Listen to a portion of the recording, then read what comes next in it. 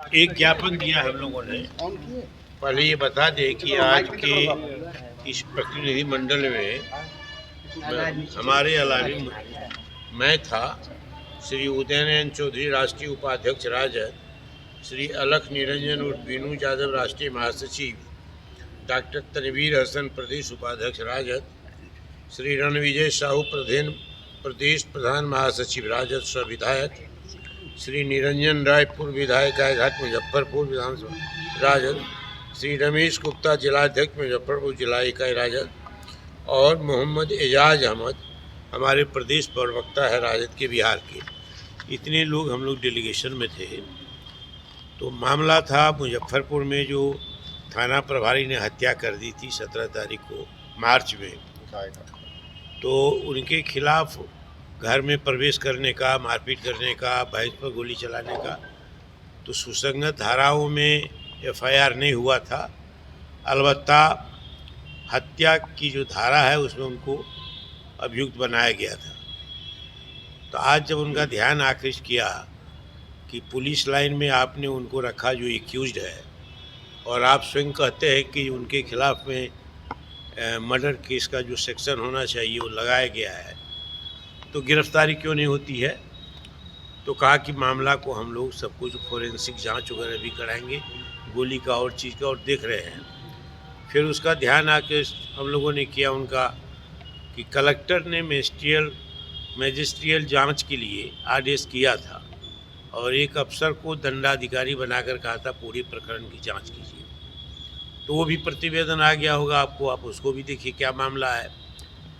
जो राष्ट्रीय जनता दल के राष्ट्रीय कार्यकारी अध्यक्ष है और विधानसभा में प्रतिपक्ष के नेता हैं माननीय तेजस्वी प्रसाद यादव जी ने आपको पत्र लिखा है इस मामले में, और 25 तारीख को उन्होंने दौरा किया था प्रदेश अध्यक्ष के हैसियत से, मैं भी उनके साथ था। यहाँ निरंजन राय है XMLA, वो भी थे। तो उन्होंने चिट्ठी लिखी, तो कोई आपने इसको रिस्पॉन्ड नहीं किया। क्या कार्रवाई हुई, नहीं कार्रवाई हुई अभी तक। और पुलिस लाइन में उनको रखा है, एक तरह से प्रोटेक्शन दे रहा है प्रशासन। तो ये सारी बातें उनके सामने में रखी गई है कि जो हत्यारा है, जो दोषी है, अभियुक्त है, और जिन्होंने खुलेआम गोली, तो पीड़ित परिवार को अभी तक न्याय नहीं मिला है। तेजस्वी जी ने जो पत्र लिखा उसके आधार पर भी कार्रवाई नहीं हुई है। तो कहा कि हम करेंगे, सारी चीज़ें हैं, न्याय होगा, न्याय करेंगे, उन्होंने आश्वासन दिया। और क्या कुछ बातें हुई?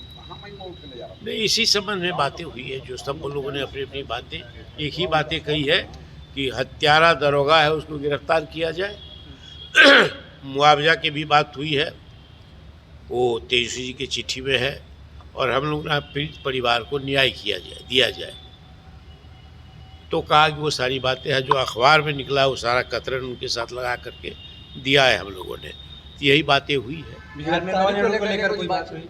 हाँ, बिहार में लॉ एंड ऑर्डर लेकर के भी चर्चा लोगों ने की है। जो हत्या हो रही, बलात्कार हो रहा है, मासूम लड़कियों की के साथ बलात्कार हो रहा है, तो उन्होंने भी कहा कि हम अपने स्तर से कार्रवाई किए हैं, बहुत लोगों के खिलाफ में कार्रवाई किए हैं और कार्रवाई होगी, उन्होंने कहा है। और सूखे नशा के कारण पूरा जनरेशन बर्बाद। हाँ, वही सब बताइए, जो बताइए। क्या बोले सूखा नशे को लेकर? हैं? तेजस्वी यादव सवाल उठा रहे हैं कि सेलेक्टेड नहीं इलेक्टेड चाहिए मुख्यमंत्री, उसको कैसे देखते हैं? सम्राट चौधरी को जो बनाया गया तो